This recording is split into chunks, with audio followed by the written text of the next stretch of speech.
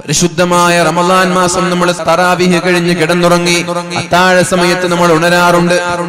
ആ സമയത്താണ് പലരും വിത്ർ നിസ്കരിക്കാറുള്ളത്. വിത്ർ നിസ്കരിക്കുന്ന സമയം അത്താഴ സമയമാണ്, ആ സമയത്താണ് നിസ്കരിക്കേണ്ടത്. എന്നാൽ ഈ റമളാൻ കഴിഞ്ഞാലും ഇതേപോലെ നമ്മുടെ തഹജ്ജുദ് നിസ്കാരം നമ്മൾ തുടരണം. റമളാൻ കഴിഞ്ഞാലും തുടരണം. ഇപ്പൊ നമ്മൾക്ക് ക്ഷീണമില്ല, തറാവീഹ് കഴിഞ്ഞ് കിടന്നുറങ്ങിയ നമ്മൾ 11 മണിക്കും 12 മണിക്കും കിടന്നുറങ്ങിയ നമ്മൾ യാതൊരു മടിയുമില്ലാതെ 4 മണിക്ക് ഉണരാറുണ്ട്. അത്താഴം കഴിക്കാൻ വേണ്ടി ഉണരാറുണ്ട്. അങ്ങനെ ഉണരുന്നില്ലെങ്കിൽ നിർബന്ധമായും ഉണരണം. തസഹറൂ ഫഇന്ന ഫീഹിൽ ബറക, നിങ്ങൾ നിർബന്ധമായും അത്താഴം കഴിക്കണം, അതിൽ ബറക്കത്തുണ്ട്. ജൂതന്മാരുടെയും പരിശുദ്ധരായ മുസ്ലിമീങ്ങളുടെയും നോമ്പിന്റെ വ്യത്യാസം അത്താഴം നമ്മൾക്കുണ്ട് എന്നുള്ളതാണ്. അതുകൊണ്ട് അത്താഴം കഴിക്കണം, അതിൽ ബറക്കത്തുണ്ട് എന്ന്. അത് നിങ്ങളുടെ ശാരീരികമായ ആരോഗ്യത്തിന് നിർബന്ധമാണ് എന്ന് പരിശുദ്ധ റസൂലുള്ളാഹ്. ഈ റമളാൻ കഴിഞ്ഞ് പെരുന്നാൾ മുതൽ 4 മണിക്ക് തന്നെ ഉണരുന്നവരായി നിങ്ങൾ മാറണം. വളരെ നേരത്തെ കിടന്നുറങ്ങാൻ നമ്മൾക്ക് സൗകര്യമുണ്ട്, വളരെ നേരത്തെ കിടന്നുറങ്ങാൻ നമ്മൾക്ക് സൗകര്യമുണ്ട്. അന്ന് തറാവീഹ് ഇല്ല, 20 റക്അത്ത് ഇല്ല. സാന്ദർഭികമായി ഞാൻ പറയട്ടെ, തറാവീഹ് നിസ്കരിക്കുന്ന ആളുകളോട് ദയവ് ചെയ്ത് നിസ്കാരത്തെ പരിഹസിക്കരുത്, ദയവ് ചെയ്ത് നിസ്കാരത്തെ നിങ്ങൾ അപകീർത്തിപ്പെടുത്തരുത്, ദയവ് ചെയ്ത് നിസ്കാരത്തെ അല്ലാഹുവിനെ തന്നെ പരിഹസിക്കുന്ന രീതിയിൽ ഒരു പ്രഹസനമായി നിങ്ങളുടെ തറാവീഹ് മാറരുത്. അനാവശ്യമായി വേഗത കൂട്ടരുത്. എന്തേ പരിശുദ്ധമായ റമളാനിൽ തറാവീഹ് നിസ്കരിക്കാൻ ഒരു 10-15 മിനിറ്റ് കൂടിപ്പോയാൽ എന്തേ? അത് അദബുകേടാണ് മുഅ്മിനീങ്ങളെ. നിങ്ങൾ നിസ്കരിച്ചില്ലെങ്കിൽ അല്ലാഹു ചോദ്യം ചെയ്യില്ല. എന്തേ നിങ്ങൾ തറാവീഹ് നിസ്കരിക്കാത്തത് എന്ന് അല്ലാഹു നിങ്ങളെ ചോദ്യം ചെയ്യില്ല. അത് നിർബന്ധമായ ഫർളല്ല മുഅ്മിനീങ്ങളെ. നേരെ മറിച്ച് നിസ്കരിക്കാൻ വേണ്ടി പള്ളിയിൽ പോയി തുമഅനീനത്തില്ലാതെ അതിന്റെ ഫർളുകൾ ചെയ്യാതെ ഫാത്തിഹ പോലും പൂർത്തിയായി പാരായണം ചെയ്യാതെ അമിതമായ വേഗത്തിൽ നിങ്ങൾ തറാവീഹ് നിസ്കരിച്ചാൽ അതിനെ റബ്ബ് ചോദ്യം ചെയ്യും. നിസ്കാരത്തോടുള്ള അദബുകേടാണ് എന്ന് മനസ്സിലാക്കണം. തിരക്കുള്ളവർ നിസ്കരിക്കേണ്ട, തിരക്കുള്ളവർ കിടന്നുറങ്ങിക്കോളൂ. തിരക്കുണ്ടെങ്കിൽ നിസ്കാരത്തെയല്ല നിങ്ങൾ കുറയ്ക്കേണ്ടത്, വേഗത കൂട്ടേണ്ടത് നിസ്കാരത്തെയല്ല. നിസ്കാരത്തിനിടയിലുള്ള ചില ദിക്റുകൾ ഉണ്ടല്ലോ, ആ ദിക്റ് കുറച്ചാലും പ്രശ്നമല്ല. നിസ്കാരത്തെ ദയവ് ചെയ്ത് നിങ്ങൾ അമിതമായ വേഗത്തിൽ പ്രഹസനമായി കാണരുത്. കഴിയുന്ന ആളുകൾ മാത്രം നിസ്കരിച്ചാൽ മതി. ആസ്വദിച്ചുകൊണ്ട് നിസ്കരിക്കാൻ നമ്മൾ തയ്യാറാവണേ. എന്റെ പ്രിയമുള്ള ചെറുപ്പക്കാരോട് നിങ്ങളോട് പറയുകയാണ്, എവിടെയാണ് വളരെ വേഗത്തിൽ നിസ്കാരം തീരുന്നത് എന്ന് നോക്കി അവിടേക്ക് ഓടിപ്പോവാതെ എവിടെയാണെന്ന് ആശ്വാസത്തോടു കൂടി ഒന്ന് റാഹത്തായി നിസ്കരിക്കാൻ കഴിയുന്നത് അവിടെ പോയി നിസ്കരിക്കണം. വളരെ ഭംഗിയായി ഖുർആൻ പാരായണം ചെയ്യണം. ഫാത്തിഹ പാരായണം ചെയ്ത് കഴിഞ്ഞാൽ നിർബന്ധമായും മുഅ്മിനീങ്ങൾക്ക് ഫാത്തിഹ ഓതാനുള്ള സമയം ഇമാമുമാര് കൊടുക്കണം. വെറുതെ ഒരു കടപ്പാടായി, വെറുതെ ഒരു ബാധ്യതയായി തറാവീഹ് നിസ്കരിച്ച് തലകുത്തി മറിഞ്ഞതുകൊണ്ട് ഒരു പ്രയോജനവും നമ്മൾക്കില്ല. അതിന് പകരം അല്ലാഹുവിന്റെ ശിക്ഷ വരെ ലഭിക്കാൻ അത് കാരണമാകും. കാരണം നിസ്കാരത്തിനൊരു മര്യാദയുണ്ട്, ഇബാദത്തുകൾക്കൊരു മര്യാദയുണ്ട്. ആ മര്യാദയെ ചോദ്യം ചെയ്യുന്ന രീതിയിലുള്ള നിസ്കാരം നമ്മുടെ ഭാഗത്ത് നിന്ന് വന്നു പോയാൽ അത് അപകടം തന്നെയാണ്. അതുകൊണ്ട് സൂക്ഷിക്കണമെന്ന് ഞാൻ സാന്ദർഭികമായി പറയുകയാണ്. ഇത് കഴിഞ്ഞ് തഹജ്ജുദ് നിസ്കരിക്കാൻ നമ്മൾ ഉണർന്നാൽ എല്ലാ ദിവസവും വിത്ർ നിസ്കാരത്തെ തഹജ്ജുദിലേക്ക് മാറ്റിവെച്ച് ആ വിത്ർ നിസ്കാരത്തിന്റെ സുജൂദിൽ കിടന്നുകൊണ്ട് അല്ലാഹുവിനോട് ദുആ ചെയ്യണം. അല്ലാഹുമ്മഗ്ഫിർ ലനാ ولوالدينا ربنا ارحمهم كما ربونا صغارا اللهم اغفر لنا ولوالدينا ربنا ارحمهم كما ربونا صغارا അല്ലാഹുവേ, ഞങ്ങളുടെ മാതാപിതാക്കൾക്ക് നീ പുറത്തു കൊടുക്കണേ അല്ലാ. എങ്ങനെയാണോ വളരെ ചെറുപ്പത്തിൽ ഞങ്ങളെ പോറ്റി വളർത്തിയത് അതേപോലെ ഞങ്ങളുടെ മാതാപിതാക്കളെ വാർദ്ധക്യകാലത്ത് നീ ഏറ്റെടുക്കണേ അല്ലാ. അഥവാ അവർക്ക് മാരകമായ രോഗങ്ങൾ നൽകല്ലേ അല്ലാ, വാർദ്ധക്യ സഹജമായ പ്രയാസങ്ങൾ നൽകല്ലേ റബ്ബേ. വളരെ റാഹത്തോടെ ആഫിയത്തോടെ ജീവിച്ച് അന്തസ്സായി ജീവിച്ച് ഈമാൻ സലാമത്തായി ലോകത്തോട് വിട പറയാൻ എന്റെ മാതാപിതാക്കൾക്ക് തൗഫീഖ് നൽകണേ എന്നാണ് ആ പ്രാർത്ഥനയുടെ അർത്ഥം. അങ്ങനെയാണ് സുജൂദിൽ കിടന്നുകൊണ്ട് ദുആ ചെയ്യണം. നിങ്ങളുടെ മാതാപിതാക്കൾക്ക്, ലോകത്തുള്ള സർവ്വ മുഅ്മിനീങ്ങൾക്കും ദുആ ചെയ്യണം സുജൂദിൽ കിടന്നുകൊണ്ട്. അല്ലാഹുമ്മ ഗ്ഫിർ ലിൽ മുഅ്മിനീന വൽ മുഅ്മിനാത്ത് വൽ മുസ്ലിമീന വൽ മുസ്ലിമാത്ത് അൽഅഹ്യാഇ മിൻഹും വൽ അംവാത്. അല്ലാഹുവേ മുഅ്മിനീങ്ങളായ മുഅ്മിനാത്തുകളായ ആളുകൾക്ക് നീ മാപ്പ് നൽകണേ റബ്ബേ. മുസ്ലിമീങ്ങളായ മുസ്ലിമാത്തുകളായ ആളുകൾക്ക് നീ മാപ്പ് നൽകണേ റബ്ബേ.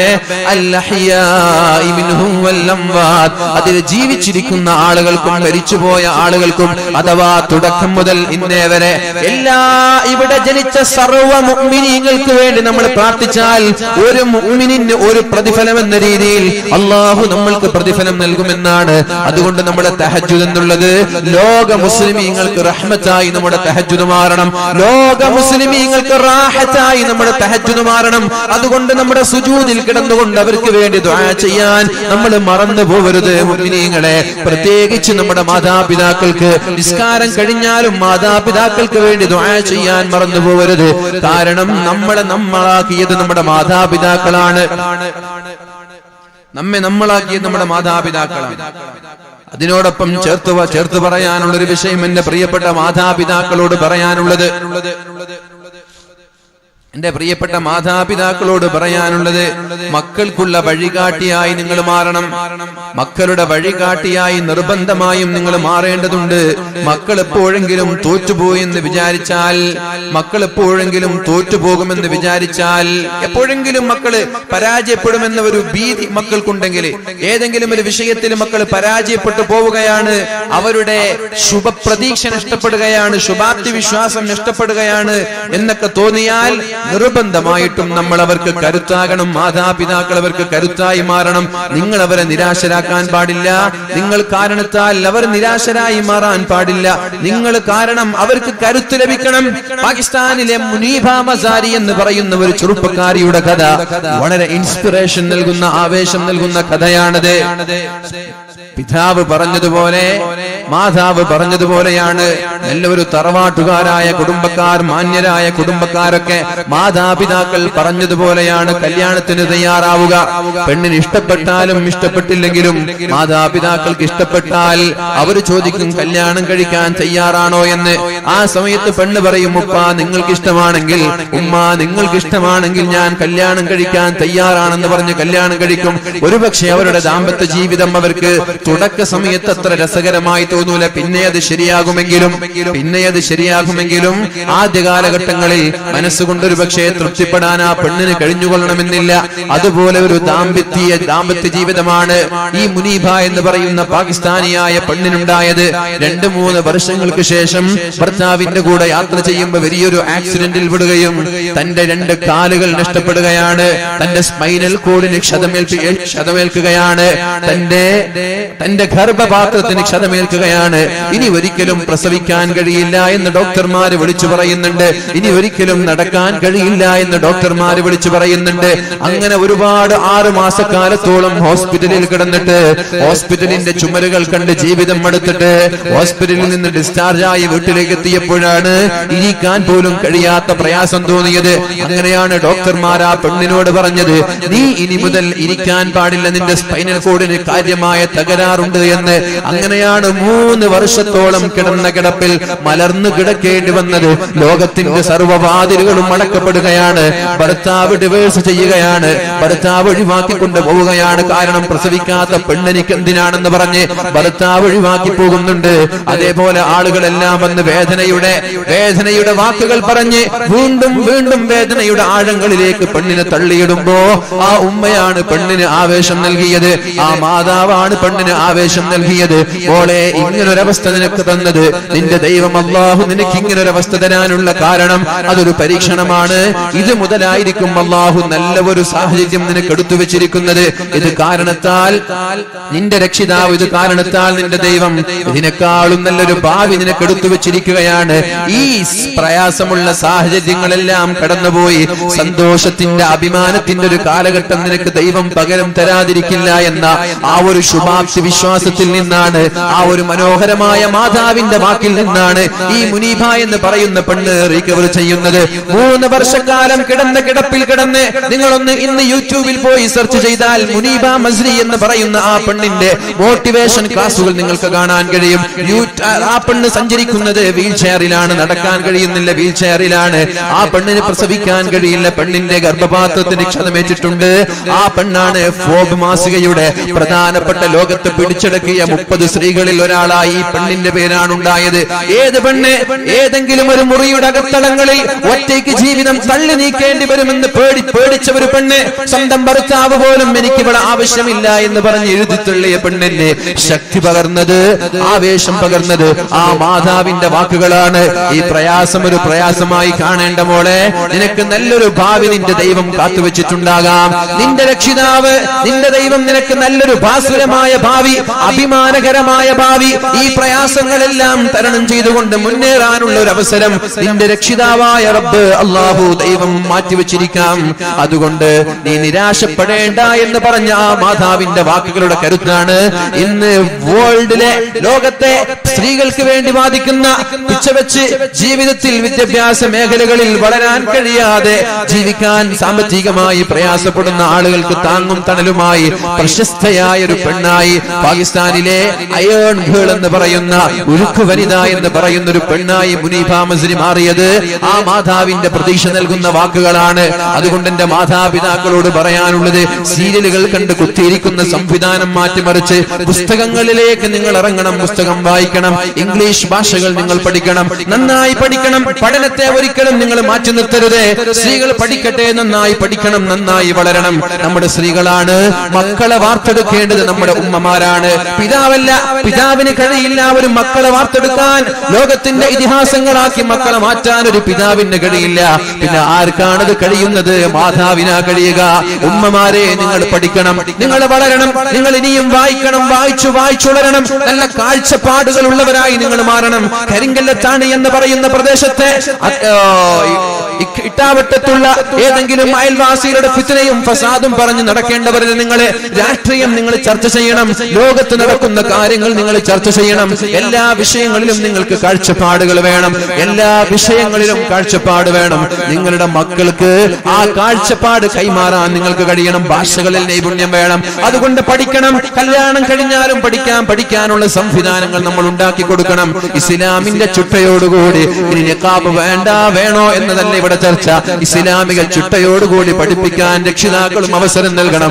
ഉമ്മ നന്നായാലേ, ഉമ്മ പഠിച്ചു വളർന്നാലേ അതിന്റെ സത്ത് നമ്മുടെ മക്കൾക്ക് ലഭിക്കുള്ളൂ.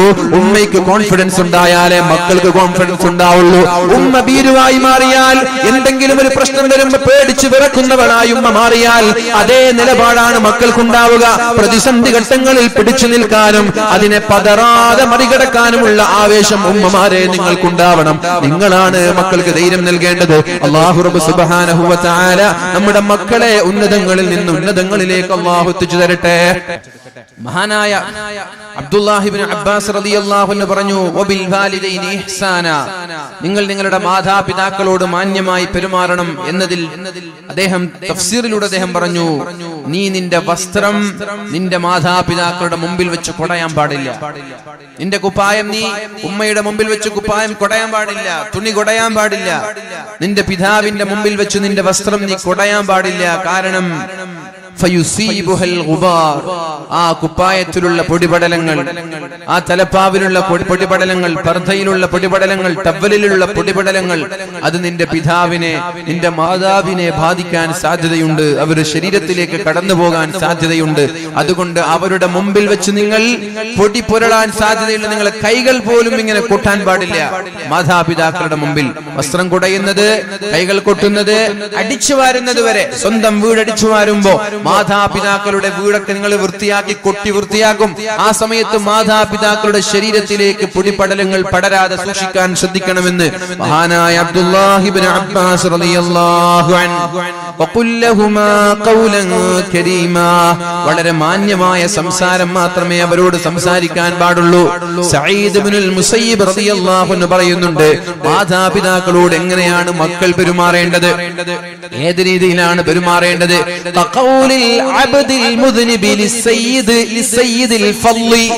ഗൗരവക്കാരനായ ദേഷ്യക്കാരനായ ഒരു യജമാനന്റെ മുമ്പിൽ തെറ്റുകാരനായ ഒരു അടിമ എങ്ങനെയാണോ നിൽക്കുന്നത്, ലാത്തി പിടിച്ചു നിൽക്കുന്ന പോലീസുകാരന്റെ മുമ്പിൽ കുറ്റവാളിയായ ഒരു തെറ്റു ചെയ്ത ഒരു കുറ്റവാളി എങ്ങനെയാണോ നിൽക്കുന്നത്, അതേപോലെയാണ് കോടതിയുടെ വക്കീലിന്റെ മുമ്പിൽ എങ്ങനെയാണോ ഒരു കുറ്റക്കാരൻ പോയി നിൽക്കുന്നത്, അതേപോലെ മാതാപിതാക്കളുടെ മുമ്പിൽ ഭയത്തോടുകൂടി ബഹുമാനത്തോടുകൂടി നിൽക്കണം. എല്ലാ സമയവും ഇതുപോലെയാണ് നിൽക്കേണ്ടത്.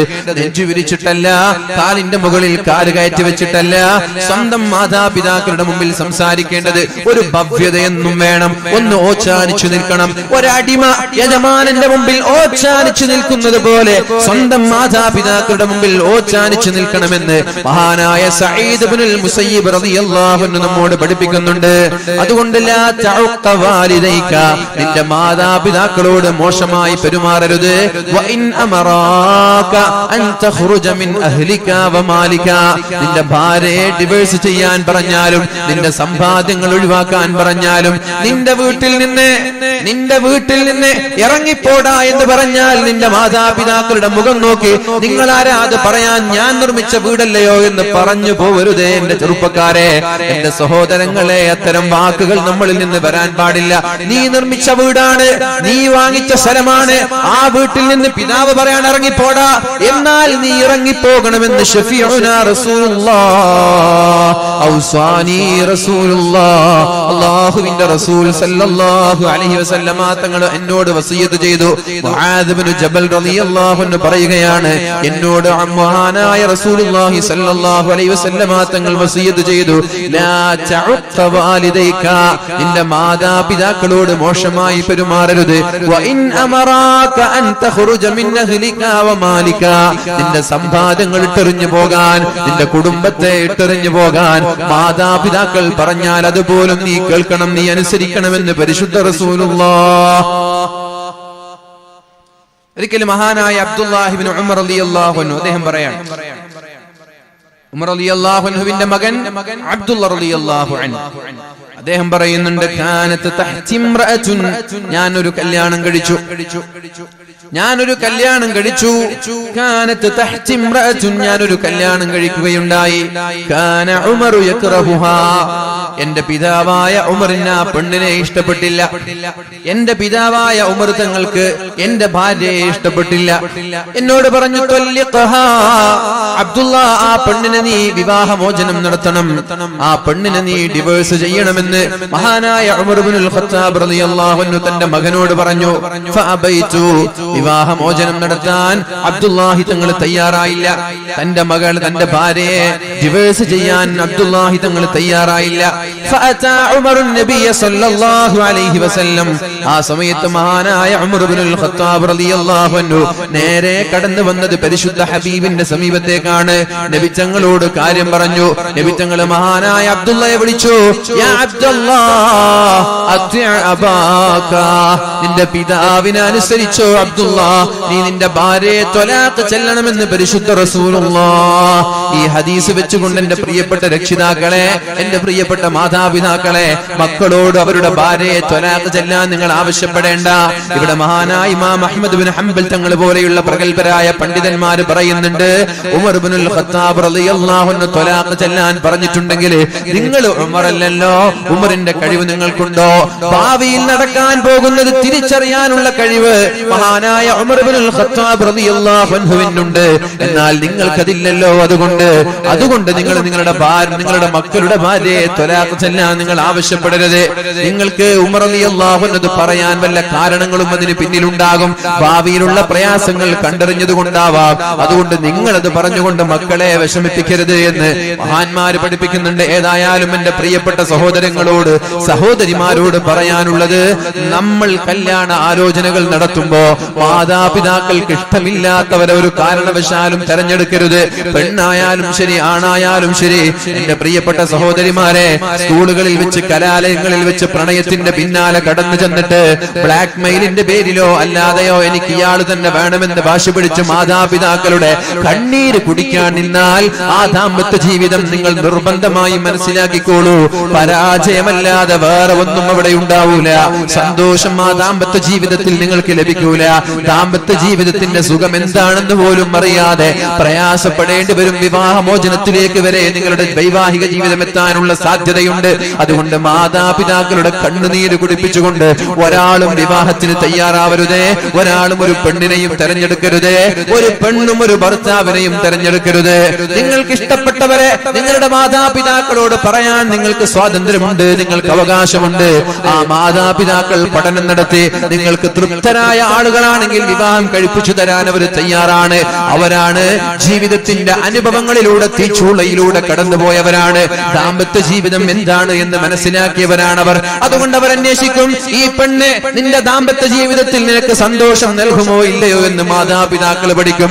ഈ ചെറുക്കൻ നിന്റെ ദാമ്പത്യ ജീവിതത്തിൽ നിന്നെ ഏറ്റെടുക്കാൻ തയ്യാറാകുമോ എന്ന്. കല്യാണം കഴിഞ്ഞ് കല്യാണത്തിന്റെ മധുവിധി ഒരു 6 മാസം കഴിഞ്ഞ് തീർന്നു പോയാൽ പിന്നെ പെണ്ണെ നിന്നോട് താല്പര്യമുണ്ടാവൂല. തോന്നിവാസികളായ തമ്മാടികളായ ആളുകൾക്ക് അത് പഠിക്കാനും തിരിച്ചറിയാനും മാതാപിതാക്കൾക്ക് കഴിയും. അതുകൊണ്ട് ഇഷ്ടപ്പെട്ട ആളുകൾ തന്നെ വേണമെന്ന് വാശി പിടിക്കുന്നതിന് പകരം മാതാപിതാക്കളോട് അഭിപ്രായം പറഞ്ഞ് എന്നാൽ ഇന്നയാൾ എനിക്ക് ഇഷ്ടമാണ്, ഉപ്പതൊന്ന് അന്വേഷിക്കണം, ഉമ്മാതൊന്ന് അന്വേഷിക്കണം എന്ന് പറഞ്ഞ് അവര് തൽപരരാണെങ്കിൽ മാത്രം കല്യാണം കഴിച്ചാൽ മതി. അല്ലെങ്കിൽ അത് വേണ്ട എന്ന് മാതാപിതാക്കൾ പറഞ്ഞാൽ അതിനോട് താല്പര്യം കാണിക്കുകയേ ചെയ്യരുത്. ഇന്നലെ പറഞ്ഞതുപോലെ അള്ളാഹുവിന് വേണ്ടി ഒരു കാര്യം മാറ്റിവെക്കാൻ നമ്മൾ തയ്യാറായാൽ അതിനേക്കാളും നല്ല ഒരു പകരം അള്ളാഹു നൽകുമെന്ന് പരിശുദ്ധ റസൂലുള്ളാഹ് സല്ലല്ലാഹു അലൈഹി വസല്ലം നബി തങ്ങൾ പഠിപ്പിച്ചു. അതുകൊണ്ട് അള്ളാഹുവിന് വേണ്ടിയിട്ട് ചില വികാരങ്ങളും താല്പര്യങ്ങളൊക്കെ മാറ്റിവെക്കേണ്ടി വരും, ചില സുഖങ്ങൾ മാറ്റിവെക്കേണ്ടി വരും. ആർക്ക് വേണ്ടിയിട്ട്? പടച്ചോന് വേണ്ടിയിട്ട്. അപ്പൊ പടച്ചോൻ അതിന് പകരം നമ്മൾക്ക് നൽകും ഇൻഷാ അല്ലാഹ്. മഹാനായ ജാബിർ റളിയല്ലാഹു അൻഹു പറഞ്ഞു, ഖാല റസൂലുള്ളാഹി സ്വല്ലല്ലാഹു അലൈഹി വസല്ലം, അല്ലാഹുവിന്റെ ഹബീബ് പറയുകയാണ്, ബിർറു ആബാഅകും തബറുക്കും അബ്നാഉകും. നിങ്ങൾ നിങ്ങളുടെ മാതാപിതാക്കളോട് മാന്യമായി പെരുമാറണം. എല്ലാവരോടും പറയാണ് ബിർറു ആബാഅകും, നിങ്ങളുടെ മാതാപിതാക്കളോട് നിങ്ങൾ മാന്യമായി പെരുമാറണം. അങ്ങനെ നിങ്ങൾ മാന്യമായി പെരുമാറിയാൽ തബറുക്കും അബ്നാഉകും, നിങ്ങളുടെ മക്കളും നിങ്ങളോട് മാന്യമായി പെരുമാറും. നിങ്ങൾ മോശമായി പെരുമാറിയാൽ നിങ്ങളുടെ മക്കളും നിങ്ങളോട് മോശമായി പെരുമാറും. നിങ്ങൾ ചീത്ത വിളിച്ചാൽ 2 ചീത്ത കൂടുതൽ വിളിക്കും നിങ്ങളുടെ മക്കൾ. നിങ്ങൾ അടിച്ചാൽ 2 അടി കൂടുതൽ നിങ്ങളുടെ മക്കളിൽ നിന്ന് നിങ്ങൾ വാങ്ങിക്കും. കാരണം പരിശുദ്ധ റസൂലിന്റെ ഹദീസാണ്, അല്ലാഹു തആല ദുനിയാവിൽ തന്നെ ശിക്ഷ നൽകാൻ സാധ്യതയുള്ള വലിയ പാപം ഏതാണെന്ന് ചോദിച്ചാൽ മാതാപിതാക്കളോട് അപമര്യാദയായി പെരുമാറുന്നതാണ്. എന്താണോ നീ നിന്റെ മാതാപിതാക്കളോട് പെരുമാറിയത് അത് തന്നെയാണ് നിങ്ങളുടെ മക്കളിൽ നിന്ന് നിങ്ങൾക്ക് ലഭിക്കാൻ പോകുന്നത്. നിങ്ങളുടെ മക്കളിൽ നിന്ന് ലഭിക്കാൻ പോകുന്നത്. ഒളിച്ചോട്ടക്കാർ ശ്രദ്ധിച്ചോളൂ. ഒളിച്ചോട്ടക്കാർ, മാതാപിതാക്കളുടെ കണ്ണീര് കുടിച്ചുകൊണ്ട് ഒളിച്ചോടുന്നവർ, നാളെ നിങ്ങൾക്കും മക്കൾ ഉണ്ടാവാൻ പോയാൽ നിങ്ങൾക്കുണ്ടാകുന്ന മക്കൾ ഒന്നാണ് നിങ്ങളുടെ കുടുംബങ്ങളിൽ നിന്ന് ഒളിച്ചോടിയതെങ്കിൽ നിങ്ങൾക്കുണ്ടാകുന്ന മക്കൾ എല്ലാവരും ഒളിച്ചോട്ടക്കാരായി മാറും, സംശയമില്ല. ഏത് രീതിയിലാണോ മാതാവിന്റെ കണ്ണുനീര് കുടിച്ചത് അതിനേക്കാളും കൂടുതൽ നിങ്ങളുടെ കണ്ണുനീര് ആര് കുടിപ്പിക്കും? നിങ്ങളുടെ മക്കൾ നിങ്ങളെ കുടിപ്പിക്കുമെന്ന് പരിശുദ്ധ റസൂൽ സല്ലല്ലാഹു അലൈഹി വസല്ലം. സൂക്ഷിക്കുക കഴിവിന്റെ പരമാവധി. നമ്മുടെ ജീവിതം എന്ന് പറഞ്ഞാൽ പ്രതിധ്വനിയാണ്. എന്താണോ നമ്മൾ ചെയ്തത് അത് നമ്മൾക്ക് തിരിച്ചു കിട്ടുമെന്നല്ലേ നബി തങ്ങൾ പറഞ്ഞത്. കമാ തദീനു തുദാൻ, കമാ തദീനു തുദാൻ. എന്താണോ നീ ചെയ്തത് അതേപോലെ നിനക്കത് തിരിച്ചു കിട്ടുമെന്ന് പരിശുദ്ധ റസൂലുള്ളാഹ്. പരിശുദ്ധ റസൂലുള്ളാഹ് സല്ലല്ലാഹു അലൈഹി വസല്ലം. ഇനി മഹാനായ സഹൽ ഇബ്നു മുആദ് റളിയല്ലാഹു അൻഹു പറയുന്നുണ്ട്, ഖാല റസൂലുള്ളാഹി സല്ലല്ലാഹു അലൈഹി വസല്ലം, നബി തങ്ങൾ പഠിപ്പിക്കുകയാണ്, യബ്ന ആദം, അല്ലയോ മനുഷ്യ, യബ്ന ആദം, അല്ലയോ മനുഷ്യ, ബിർറ വാലിദൈക, നീ നിന്റെ മാതാപിതാക്കളോട് വളരെ മാന്യമായി പെരുമാറണം. വസിൽ റഹിമക, നിന്റെ കുടുംബക്കാരോട് നല്ല ബന്ധം ചേർക്കണം. കുടുംബക്കാരെ നീ ബഹുമാനിക്കണം. ആദരിക്കണം, അവരെ സ്നേഹിക്കണം, മാതാപിതാക്കളെ ബഹുമാനിക്കണം. ഈ രണ്ടു കാര്യം നീ ചെയ്താൽ യുയസ്സിറു ലക അംറക, നിന്റെ എല്ലാ കാര്യങ്ങളും അല്ലാഹു എളുപ്പമാക്കി തരുമെന്ന് പരിശുദ്ധ റസൂലുള്ളാഹ്. എന്തോ ഒരു തടസ്സം മുമ്പിലുണ്ട് എന്ന് തോന്നിയാൽ, കാര്യങ്ങളൊക്കെ പ്രയാസമായി തോന്നുകയാണെങ്കിൽ, വാതിലുകളൊക്കെ കൊട്ടിയടക്കപ്പെടുന്നു എന്ന് തോന്നിയാൽ നിരാശ വേണ്ട മുഅ്മിനീങ്ങളെ. നിങ്ങളുടെ മാതാപിതാക്കളോട് വളരെ സ്നേഹത്തോടുകൂടി പെരുമാറുവീൻ. നിങ്ങളുടെ കുടുംബക്കാരുമായി നല്ല ബന്ധം സ്ഥാപിക്കുവീൻ. യുയസ്സിറു ലക അംറക, നിന്റെ എല്ലാ കാര്യങ്ങളും അല്ലാഹു എളുപ്പമാക്കി തരുമെന്ന് പരിശുദ്ധ റസൂലുള്ളാഹ്. മക്കളില്ലാതെ പ്രയാസപ്പെടുന്ന എല്ലാ ആളുകളോടും പറയാനുള്ളത്, നിങ്ങൾ പല സ്ഥലങ്ങളിലും പോയി പല ഡോക്ടർമാരെ കാണിച്ച് ജ്യോത്സ്യന്മാരെ കാണിച്ച് വെറുതെ സമയം കളയുന്നതിന് പകരം പ്രശ്നങ്ങൾ ഉണ്ടെങ്കിൽ അതിന് പരിഹാരം കണ്ടെത്തി നിങ്ങളുടെ മാതാപിതാക്കളോടൊന്ന് ആത്മാർത്ഥമായി സുജൂദിൽ കിടന്ന് ദുആ ചെയ്യാൻ പറ. അല്ലാഹു തആല ദുആയിനെ തള്ളിക്കളയൂല എന്ന് പരിശുദ്ധ റസൂലുള്ളാഹ്. യുയസ്സിറു ലക അംറക, നിങ്ങളുടെ കാര്യം അല്ലാഹു എളുപ്പമാക്കി തരുമെന്നാ പറഞ്ഞത്. എന്താ ചെയ്യേണ്ടത്? മാതാപിതാക്കളോട് മാന്യമായിട്ട് പെരുമാറണം, കുടുംബക്കാരോട് മാന്യമായിട്ട് പെരുമാറണം.